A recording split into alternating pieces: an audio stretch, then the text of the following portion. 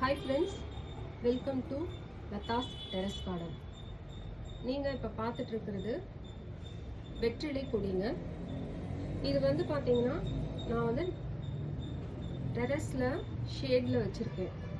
இப்போ பார்த்தீங்கன்னா இதுக்கு வந்து பெருசாக நம்ம வந்து தொட்டியெல்லாம் தேவையில்லைங்க. இதை பார்த்தீங்களா, ஒரு சின்ன தொட்டியில் தான் நான் வச்சுருக்கேன். பக்கத்துலேயே இன்னொன்று ஒரு சின்ன ஒரு க்ரோ பேக்கில் வச்சுருக்கேன். பார்த்தீங்களா எப்படி அழகாக படர்ந்து வந்திருக்காங்கன்னு பாருங்கள். இது படர்றதுக்கு மட்டும் நாம் வழி பண்ணி கொடுத்துருவோங்க. அப்படி பண்ணிட்டோன்னா நமக்கு நல்லா படர்ந்து வளர்ந்து வருவாங்க. இது மாதிரி செழிப்பாக வளர்கிறதுக்கு நாம் என்ன வேணால் கொடுக்கலாம் அப்படின்னு பார்த்தீங்கன்னா, எப்பவுமே ஈரப்பதம் இருக்கிற மாதிரி நம்ம மண் கலவையை ரெடி பண்ணிக்கணும். நம்ம எப்பவுமே சேர்க்குற அந்த செம்மண், அப்புறமா வந்து பார்த்திங்கன்னா ஏதாவது ஒரு உரம், ஆட்டு சாண உரம், மாட்டு சாண உரம், அது கூடவே வந்து பார்த்திங்கன்னா கொக்கோபீட் இருக்கு இல்லைங்களா, அதை நம்ம சேர்த்துக்கணும். அப்போ கொக்கோபீட் இருக்கும்போது அது கொஞ்சம் ஈரப்பதம் எப்பவுமே இருக்கும். அதுக்கப்புறம் பார்த்தீங்கன்னா கொஞ்சம் வேப்பம் புண்ணாக்கு, இது இந்த மாதிரி நீங்கள் மண் கலவை எடுத்துக்கலாங்க.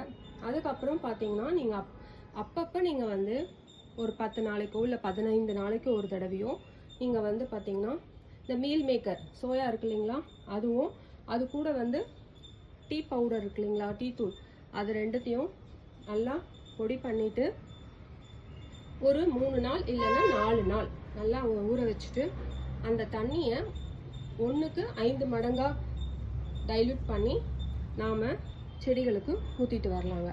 இதே தண்ணியை வந்து நம்ம புதினா செடிகளுக்கும் ஊற்றலாங்க. புதினா செடிக்கு ஊற்றுனீங்கனாலும் நல்லா அழகாக தளன்னு பச்சை பசேல்னு உங்களுக்கு புதினா நல்லா செழிப்பாக இருக்குங்க. அப்பப்போ பார்த்தீங்கன்னா பஞ்சகாவியா மற்ற செடிகளுக்கு தெளிக்கும் போது இந்த வெற்றிலை கொடிக்கும் நீங்கள் அப்படியே தெளிச்சுட்டு வரலாம்.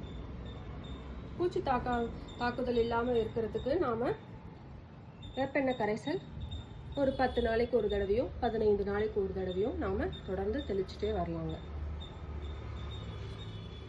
வெற்றிலை வந்து நம்ம உடம்புக்கு ரொம்ப ஆரோக்கியம், ஜீரண சக்திக்கு ரொம்ப உதவுதுங்க. அதை தவிர சளி, இருமல் இதெல்லாம் இருந்தாலும் இதுவும் வெற்றிலையையும் ஆடாதொடையையும் வச்சு நம்ம மிளகு சீரகம் தட்டி போட்டு கஷாயம் வச்சு குடித்தோன்னா சீக்கிரமாக சளி குறைஞ்சிருங்க. ட்ரை பண்ணி பாருங்கள் ஃப்ரெண்ட்ஸ். Happy gardening.